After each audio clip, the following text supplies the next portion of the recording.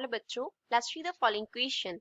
The critical angle for the light going from medium x into medium y is theta. Ray of light जो है वो x medium से y medium में जा रही है, उसका क्रिटिकल एंगल जो है वो हमें थीटा दिया है. The speed of light in medium x is v. x medium में स्पीड ऑफ लाइट v है. Then speed of light in medium y is, तो y मीडियम में स्पीड ऑफ लाइट क्या होगा वो हमको फाइंड आउट करना है. ऑप्शंस क्या दिए गए हैं? v into 1 minus cos theta. Second option v upon sin theta. Third option v upon cos theta. And last option is v into cos theta. So first of all we will talk about the key concept used in the question. इस question में क्या key concept use हो रहा है, तो उसके लिए हमें मालूम होना चाहिए कि critical angle क्या होता है. अब इसको understand करते हैं हम एक example की हेल्प से, डायग्राम की हेल्प से. तो ये सपोज हमारे पास मीडियम की बाउंड्रीज है. इस तरफ जो है वो हम डेंसर मीडियम कंसिडर करेंगे, उसकी एग्जाम्पल हम वाटर कंसिडर कर लेते हैं. और ऊपर जो है वो हमारे पास क्या है? रेयर मीडियम है. ऊपर क्या है? Rare medium. रेयर मीडियम की एग्जाम्पल हम एयर कंसिडर कर लेते हैं. एयर. सपोज इस बाउंड्री का जो नॉर्मल है वो इस पोजीशन पे है. ये क्या है? नॉर्मल है. मीडियम जो है डेंसर से रेयर की तरफ रे ऑफ लाइट जा रहा है, तो ये हमारे पास क्या हो गया? इंसिडेंस रे हो गया. इंसिडेंट रे का जो एंगल बनता है नॉर्मल के साथ, उसे हम क्या कहते हैं? Angle of incidence. आई जो है वो रिप्रेजेंट कर रहा है एंगल ऑफ इंसिडेंस को, एंगल ऑफ इंसिडेंस को.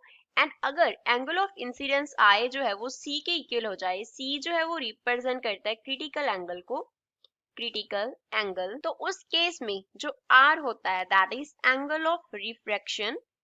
एंगल ऑफ रिफ्रैक्शन वो किसके इक्वल हो जाता है? 90 डिग्री के इक्वल हो जाता है. ये हमारे पास इस तरीके से बनता है r is equals to 90 degree. अब r 90 डिग्री का मीन्स क्या है कि जो रे ऑफ लाइट रिफ्रैक्ट हो रहा है वो मीडिया की बाउंड्री के अलोंग क्या करेगा? ट्रेवल करेगा. इस तरफ होगा हमारे पास रिफ्रैक्टेड लाइट. अब क्वेश्चन में जो हमारे पास डेंसर मीडियम में है वो हमें क्या दिया गया है? x दिया गया है. जो रेयर मीडियम है वो क्या दिया गया है? y दिया गया है. जो c है वो किसके इक्वल दिया है? c is given equals to theta. अब x मीडियम में सपोज जो स्पीड ऑफ लाइट है वो हमारे पास vx है, जो कि हमें कितना दिया गया है? v के इक्वल दिया गया है. y मीडियम में स्पीड ऑफ लाइट को हम vy कंसिडर कर लेते हैं, जो कि हमें क्या करना है? फाइंड आउट करना है.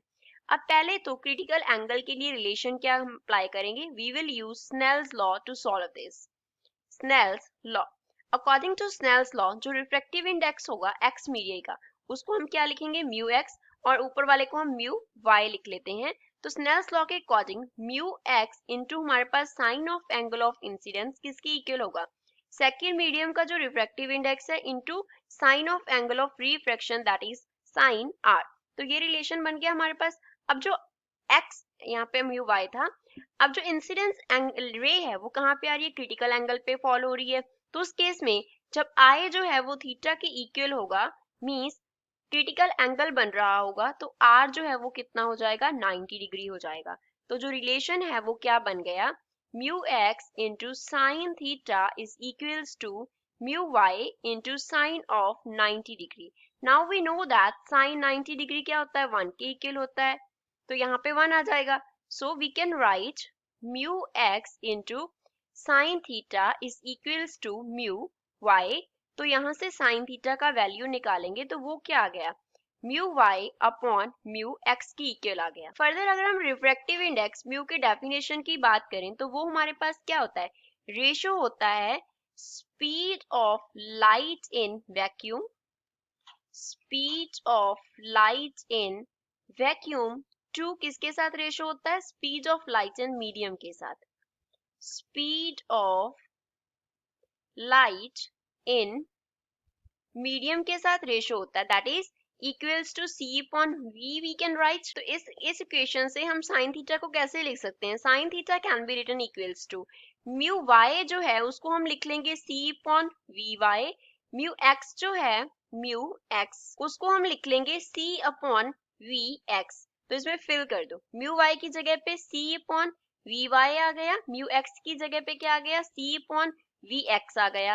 तो इसको अगर हम इन्वर्ट करेंगे, इसको नीचे से इन्वर्ट कर देंगे तो सी अपॉन वी वाई जो है वो किसके साथ मल्टीप्लाई हो गया, वी एक्स अपॉन सी के साथ, सी के साथ कैंसिल हो गया, तो साइन थीटा किसके इक्वल आ गया, it is equals to v x upon v y. अब हमें निकालना क्या है, we have to find the value of v y, तो वी वाई को हम क्या लिख सकते हैं, v x upon sine theta. Now इस क्वेश्चन में हमें गिवन क्या है, दैट वी एक्स जो है वो v के इक्वल है, which means the value of v y is equals to v upon sine theta. तो सेकेंड मीडियम में इस वेलोसिटी के साथ जो इस स्पीड के साथ जो लाइट है वो ट्रेवल करेगा y मीडियम में। तो गिवन ऑप्शन में से बी इस क्वेश्चन का करेक्ट आंसर है। I hope you understood well. Thanks.